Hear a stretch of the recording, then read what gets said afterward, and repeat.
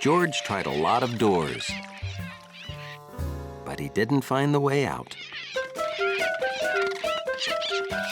He didn't realize he'd left the door open. He thought he'd better bring those penguins back. And then he couldn't find them either. He might have left more than one door open. Even worse, he was back where he started.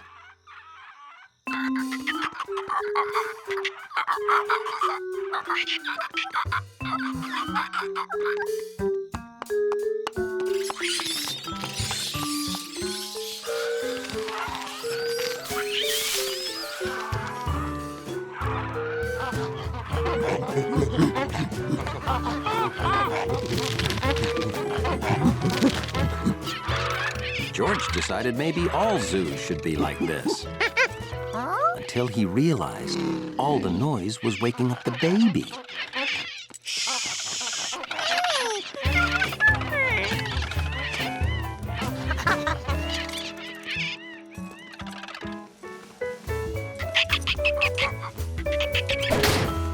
Well, at least the meerkats were home.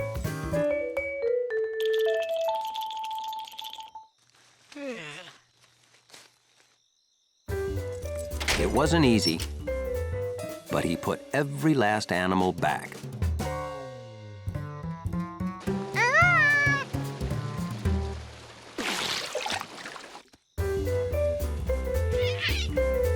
Still, the animals all looked unhappy. Maybe meerkats don't live on ice. Where did he first see them?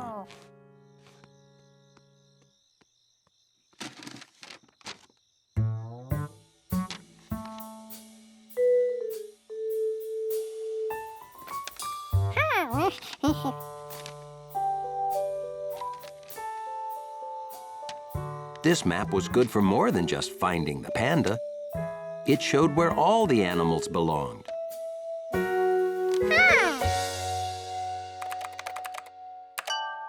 Oh, George left that panda cam running. Say, where is George? The zoo must be closed by now. George!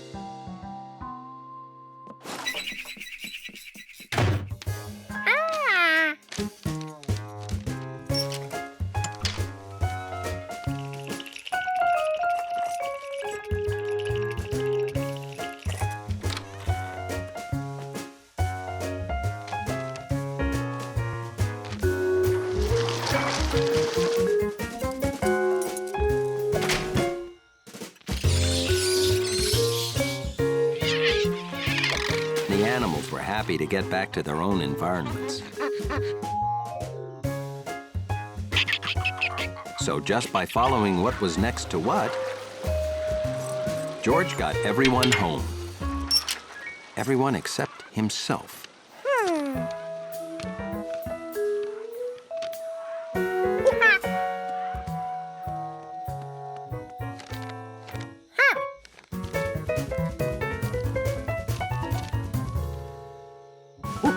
This map was the most amazing thing George had ever seen, except for the baby panda. George! George, are you in there? After all he'd done, George didn't want the man with the yellow hat to wake up the baby. Well, come on out of there. The zoo is closed.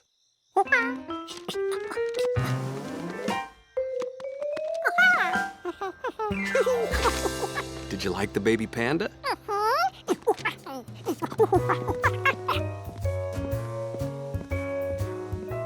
The orangutan liked his home, but he thought, there goes the luckiest monkey on the face of the earth.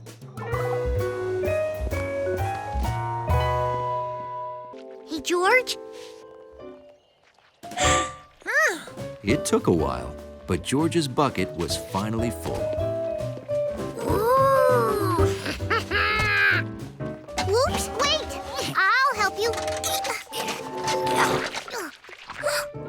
We need a bucket lifting machine or an elevator. or a cow.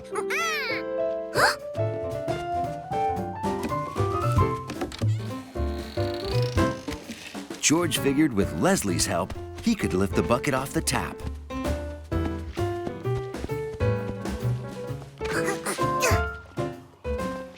Ready? 1, 2.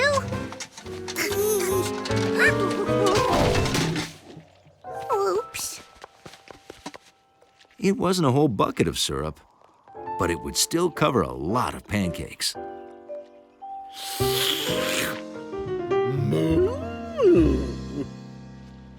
Forgot to turn the tree off.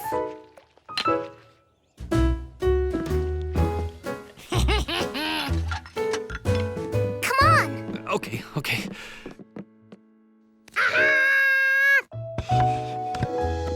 Pancakes? For me? Yep, and syrup. And we made it. Well, the tree made it, but we tapped the tree all by ourselves. Wow. Very moist.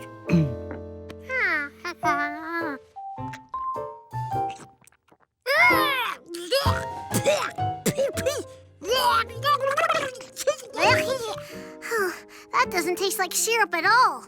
Grandpa's trees must be broken. No.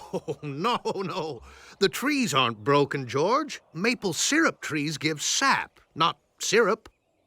Sap? Sap becomes syrup after it's boiled down. Luckily, you've come to the right place. We boil it right here at the sugar shack. Oh, yeah! Now, this will take a while, and if we leave it too long, it can boil over, burn, and be ruined. So we have to keep an eye on it. Watching sap boil was a lot like watching sap drip. It took forever. Looks like it's ready. What do you say to that? Oh, yeah! Leslie, how did you get out? Whoops! I think she wants syrup. Cows like syrup a lot.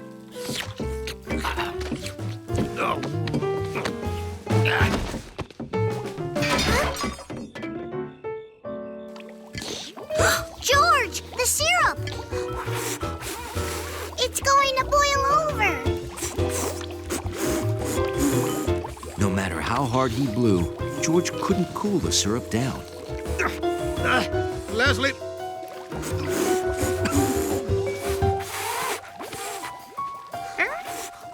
Maybe if they fanned it.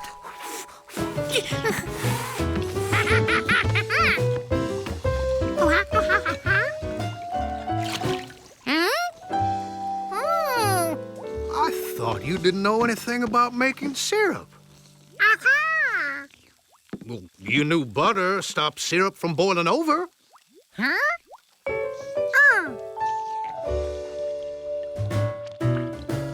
Well, here you are, your own bottle of syrup. It takes a whole lot of sap to make a little bit of syrup. Bye-bye.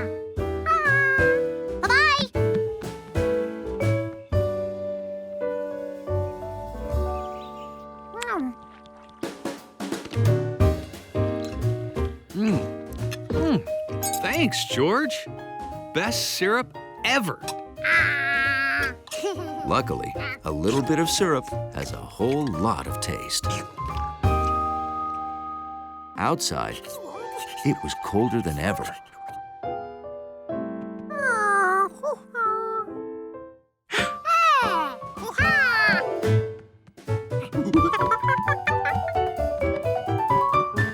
If he couldn't bring Jumpy inside where it was warm, he'd bring the warm outside to Jumpy.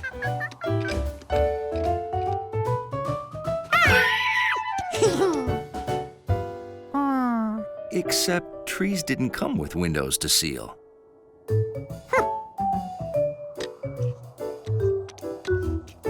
If squirrels lived in houses instead of trees, George would know exactly what to do. And then George saw it. It was the perfect squirrel house, except it did have a lot of cracks.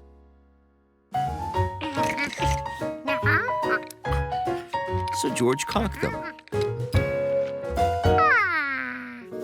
Now he needed some fluffy stuff.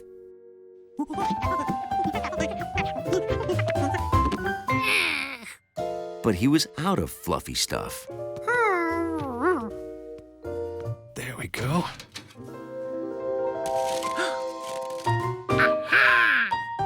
The lint from the clothes dryer would work just as well. Bye, George.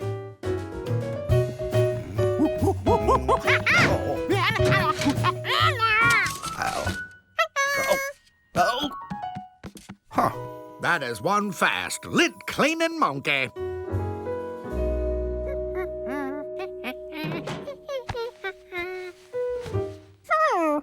To keep the fluffy stuff stuffed, George needed walls to hold it in place.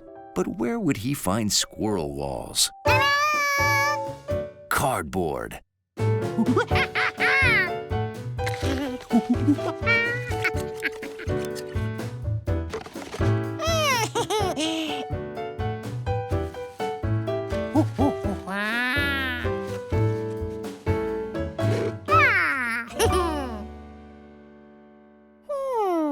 But if Jumpy's house was going to stay really warm, it needed a door.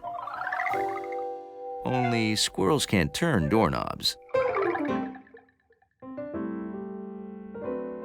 George could think about it while he ate lunch.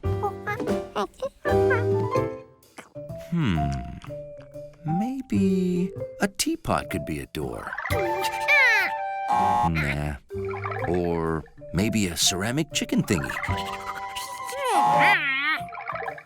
Or... That's it. A postcard would be just the right size.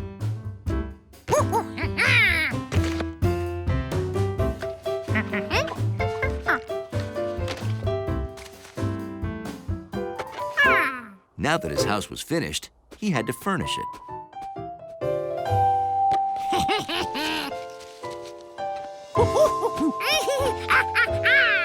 It was the perfect squirrel house. Getting Jumpy to live there was harder than George thought.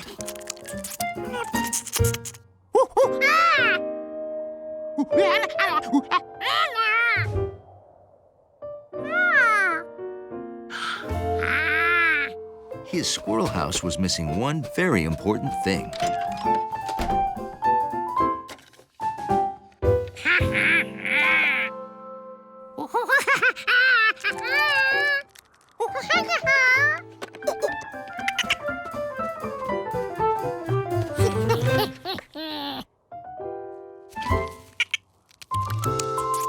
Jumpy was surprised.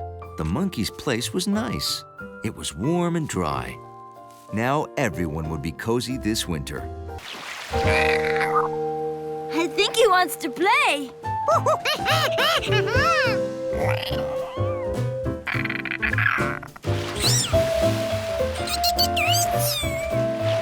Swimming with a dolphin was fun. Even if a dolphin swam a lot faster than you. Wow! Come on, George. Let's follow it underwater. Take a deep breath.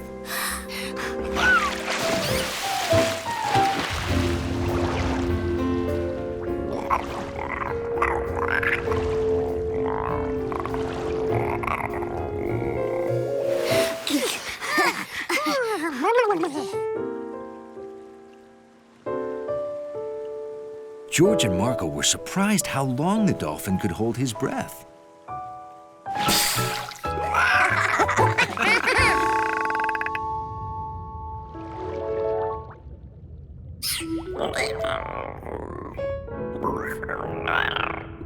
The dolphin also made way cooler air bubbles.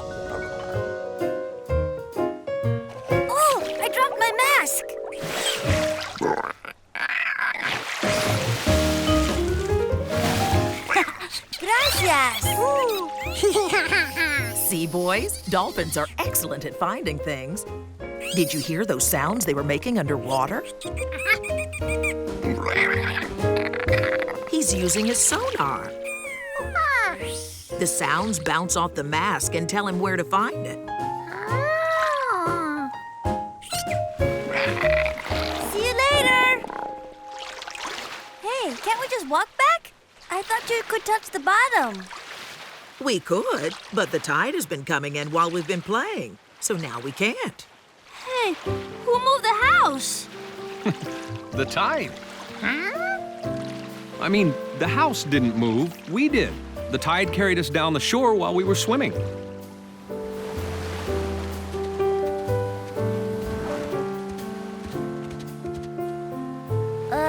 George, if the water's this deep, then where's our buried treasure?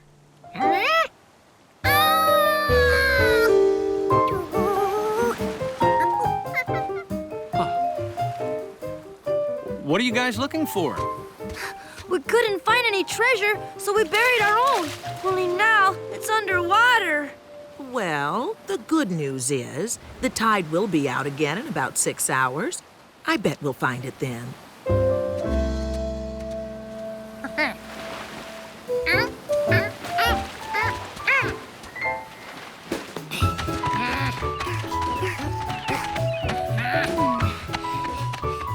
Look, George! Our treasure chest! The buried treasure wasn't buried anymore. Something had dug it up and moved it. Oh, George, the tide doesn't just bring sand in, it takes it out, too. That explains how the box got dug up. But how did it get over here? Then he remembered. The tide had carried them down the beach, so it must have carried their treasure chest too. Oh no, our treasure. It's gone. Well, I'm sure it's around here somewhere. George was sad about his toys, but Marco had lost his favorite thing, his silver wolf. George had to find it. If the tide had carried them and the box down shore, maybe it had carried Silver Wolf even further down.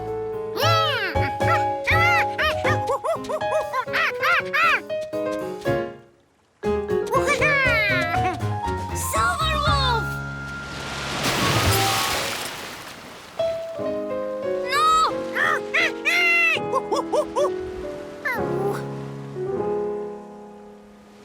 They'd never be able to find Silver Wolf way out there. But they had a friend who could. Marco now had two treasures, Silver Wolf and a brand new friend.